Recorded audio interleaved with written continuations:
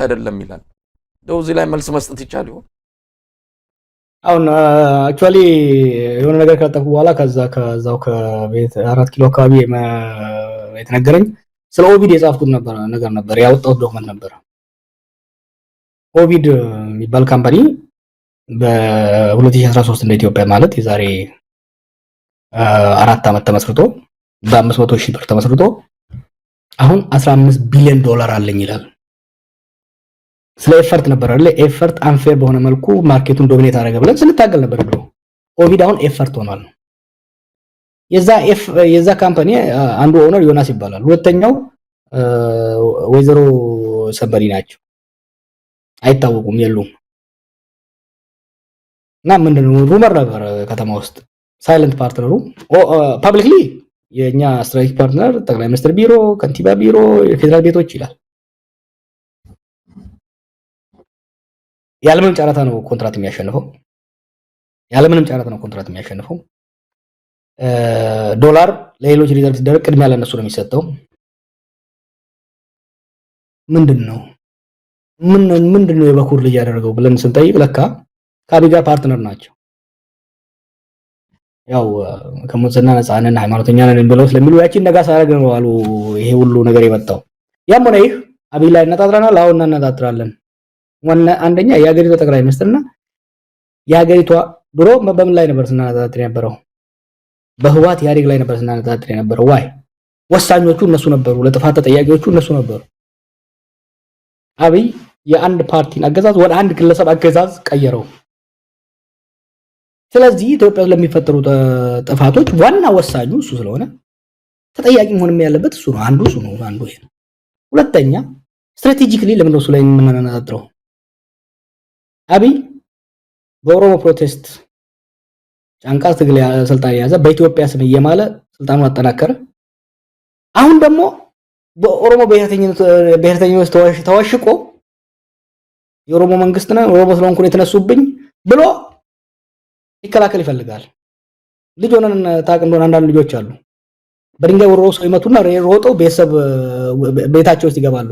አንተ ትናደድና ቤቱ ላይ ድንጋይ ስትወረውር ቤተሰቡን በሙሉ ታስቆጣለህ፣ ከቤተሰቡ ጋር ትጣላለህ። ኖ እኛ እንደዛ እናደርግም። አንዱ ትዝ ካለ ይሄን ያሁኑን ወደ ፖለቲካ ከተመለስ በኋላ በቢቢሲ ስለነበረው አንዱ ወደ ፖለቲካ እንድመለስ ያደረገኝ እሱ በኦሮሞ ውስጥ ለመሸጎጥ በተለይ ከአማራ ኃይሎች ጋር ከጣላ በኋላና ከፋኖ ጋር ጦርነት ከገባ በኋላ በጆሮዬ የሰማኋቸው በአብይም በሌሎችም ሲደረግ የነበረው በጣም አደገኛ የሆነ ኦሮሞን እንደ መከታ እንደ ምሽግ ለመጠቀም ሲዘጋጁ ስላየን ነው ለራስህ ሄደህ ከማንም ጋር ከሁሉም ጋር ተጋጭተህ መጥተህ አንድ ማህበረሰብ ውስጥ ልትወሸቅ አትችልም። አብይ ሁለት ቦታ ነው መወሸቅ እየሞከረ ያለው። አንዱ ኦሮሞ ውስጥ ነው፣ አንዱ ፕሮቴስታንት ውስጥ ነው። ኦሮሞቹ ጋር ይመጣና ይሄ እኮ የኦሮሞ መንግስት ነው፣ ልጃችሁ ነው፣ ያባገዳ ልጅ ነው፣ ለዚህ ነው ትግሬዎቹ፣ አማራዎቹ፣ ሰማይኖቹ የተነሱበት ብሎ ሄዶ የጎንደር ላይ ሰው ገሎ መቀሌ ላይ ሰው ገሎ መጥቶ ኦሮሞ መወሸቅ ይፈልጋል። ኖ ፕሮቴስታንቶችንም ደግሞ ይሰበስብና ይሄ እኮ ፕሮቴስታንት ስለሆነ ነው እንደዚህ የሚነሱበት። ኖ ሲያጠፋ ሲገል ሀገርን ሲያዘርፍ ሀገርን አሳልፎ ሲሸጥ ከኦሮሞ ጋር አልተወያየም፣ ከፕሮቴስታንት ጋር አልተወያየም። እሱ እየፈለገ ያለው ምንድነው? አጥፍቶ ሄዶ አንድ ማህበረሰብ ውስጥ መሸጎጥ ይፈልጋል። ኖ እኛ ግን እያደረግን ያለው ኖ እኛ ጆሮን ጎትተን እያወጣን ብቻውን መገረፍ አለበት ብቻውን። ለዚህ ነው ጋሽ ለጌ ተከፉም አልተከፉም ከእንግዲህ በኋላ አብይ የሚሸሸግበት ማህበረሰብ ሊኖር አይችልም። ኦሮሞስ መሸሸግ አይችልም፣ ጅማስ መሸሸግ አይችልም፣ በሻሻው መሸሸግ አይችልም፣ ፕሮቴስታንቱ መሸሸግ አይችልም፣ የትም አይችልም። ለኢትዮጵያ ጥፋት፣ ለኢትዮጵያ ችግር፣ ኢትዮጵያ ለገባችበት ቀውስ ዋነኛው ችግር ሰላም እንዳይሰፍን ከእስር ቤት ከወጣ በኋላ ለ3 ዓመት ሰላም ስሞክር ነበር። ይሄም ቀጥሎ የምናገረውን ከዋሻው ዲሲ ያለው አምባሳደር ያውቃል፣ አለሙስሊም ያውቃሉ፣ ሌሎቹ ያውቃሉ። የኦሮሞና ገና ፋኖ ትግል ወደ ጥርቅ ትግል ሳይገባ ይሄ ነገር እያባባሰ እንዳይሄድ መወያየት አለብን። በዚህ ጉዳይ ላይ ሰው የተካሄዱ ገብቶበት ያስቆመው አብይ ነው እና የጥፋቶች ምንጭ ብቻ ሳይሆን ግጭቶች እንዳይበርዱ እንዳይቆሙ ከትግራይ ጋር ፕሪቶሪያ ሲስማሙ this on record አራት ኃይሎች ናቸው የተዋጉት። የትግራይ ኃይል አለ፣ የኤርትራ ኃይል አለ፣ የአማራ ኃይል አለ፣ የፌደራል መንግስት ኃይል አለ። አራት ሆኖ ተዋግቶ ሁለት ሊታረቅ አይችልም። በጦርነት የተካፈሉ ኃይሎች በሙሉ መደራደር አለባቸው ይባል ኖ ትግራዮቹን ይዤ ኤርትራን መታለሁ፣ አማራን ነጥላለሁ። this was his word እኮ ሄሮ ካልኩሌት ተደረገ። አገራችን እንደዛ አይነት ጫወታማ አይሆንም። ከዛ ከሁሉም ደግሞ ሲያጣ አሁን ያባገዳ ልጅ ሆኖ ቡልኮ ተከናንቦ ኦሮሞ ማከክ ብሎ ጣጣውንና ጦሱን ኦሮሞ ውስጥ ሊያመጣው we say no not in our name ጋሽ ለጌ ቅርብ ይሎትም እኛ አይደለም ሰፊውን የኦሮሞ ህዝብ አይደለም ሌላውን ፕሮቴስታንት ጋሽ ለጌንም አናካም ፎከሳችን አብይ ላይ ነው ማለት ጆሃር እዚህ ላይ በጣም አስገራሚው ነገር ወቀሳው ላይ ለምን ብቻውን ነጥላችሁ ተወቅሱታላችሁ ይሉና ስኬቱ ላይ ደግሞ የሚያወሩት ስኬት የዚህም የዛም አብይ ተነጥሎ እንዲሞገስ ተነጥሎ እንዲታይ ያደርጋሉ። ለምስጋናው እሱን ለወቀሳው ግን በጋራ አድርጉት የሚሉት አካሄድ ምን ያህል ያስኬዳል? እሱ ጋር የሚገርም የሆነች ቡግና ወረዳ ምናምን ቀበሌ ውስጥ ሽንት ቤት ከተሰራ በጠቅላይ ሚኒስትሩ ሐሳብ አመንጭነት ተብሎ ይሰራል። አሁን ገራ ሲብስባቸው ትንሽ ተዋል እንጂ ይሄ የኢንዶክትሪኔሽን ዶክመንቶች ሲመጡ እያንዳንዱ ፓራግራፍ በጠቅላይ ሚኒስትራችን አመራር ሰጪነት ሐሳብ አመንጭነት ኤቭሪቲንግ ለሁሉም ነገር እሱን ክሬዲት ያደርጉትና በረጋጭ ላይ ለመሾም ተጠንቀቀ ሰዎች እንዳላስተቀና ለመሾም ፖስት የሚደረጉ ነገሮችን ልናገር ነበር ፈጣሪ ያወጣኝና ለመሾም በአሁኑ ጊዜ መስራት የለብህም መማር የለብህም የምትመራው ሚኒስትሪ ጠንክረህ መታየት የለብህም ነው በፌስቡክ እና በስብሰባ ላይ አብይን ማሞገስ አለብህ that's only criteria ብልጽግና እንኳን እኮ አይሉም ብልጽግና ፓርቲ እንኳን እኮ አይሉም ኢትዮጵያ ሰራች ኢትዮጵያ ሀገር ሰራች ሱሱ ሌላ ሀገር ብልጽግና አይሉም በጠቅላይ ሚኒስትራችን ብለው መጨረሻ ላይ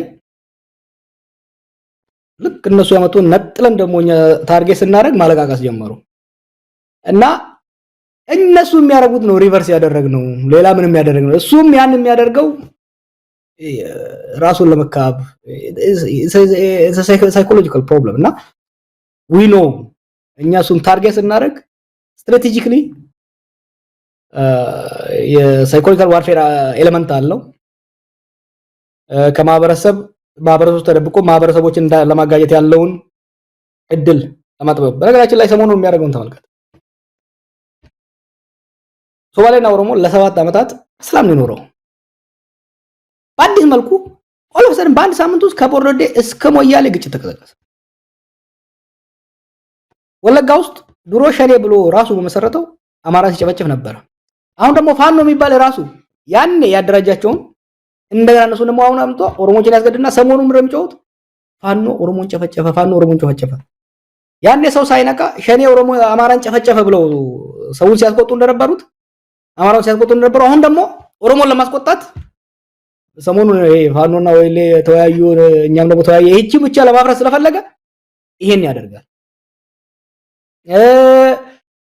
በኦሮሞስ መካከል በአማራ መካከል ጎንደርና ጎጃም በኦሮሞ መካከል ጎሳዎችን ዞኖችን እንዲህ ለማድረግ ይሞክራል ያበይ ምሽግ ኢትዮጵያ ነበር ኢትዮጵያ ለቆ አሁን ኦሮሞ ስለመግባት ነው ኦሮሞስ ደግሞ ስንወጥረው አይተ እንደሆነ ጅማ ነው የሚሮጠው ጅማ እኮ ልዩ ተጎጂ እንጂ ልዩ ተጠቃሚ አይደለም ጅማ ውስጥ ያለውን ጭቆና ይከኑ ብሊቤት አሁን ነው በሻሻ ሄዶ ትምህርት ቤት እንትን ይያለ ነበር ነው በሻሻም ኢትዮጵያ አካል ነው የኦሮሚያ አካል ነው የህዝባችን ነው በሻሻው ያለው ህዝብ ማንም ወንበዴ እዚህም ዘርፎ እዛም ገሎ እዚህም አድምቶ ህዝቡ ውስጥ ሊደበቅ አይችልም ስለዚህ ነጥለን ሰርጂካሊ አብይ ሪሙቭ እናደርጋለን ስራው የሆነ መሆን ያለበት ስለዚህ ጀዋር አብይ አህመድ የሁሉ ነገር ፈጣሪ የሁሉ ነገር ፈላሽ ቆራጭ ከሆነ ሌሎቹ ምን ያያሰቡ ነው ሌሎቹ የብልጽግና ሰዎች እንበላቸው በትግል ታሪክም በኢሃዲግ አባልነትም አንጋፋ ነባር የሆኑ ሁሉ አሉ ከነሱ ሁሉ ቀድሞ እሱ ብቸኛው ላይ እነዛ ምን እያደረጉ ነው? እንግዲህ የጥፋቱ አካል ነገ ከነጎዲያ መሆናቸው አይቀርም። ትላንት እንዲነበርን ማለት ምንም ትርጉም አይኖረውም፣ ነፃ አያረጋቸውም። ግን ምን እያደረጉ ነው? አምነውበት ነው ወይስ ቀደም ሲል እንዳልከው ሹመትና ምንድነው ጥቅም ፈልገው ነው ዙሪያውን የከበቡት? ምን ፈልገው ነው?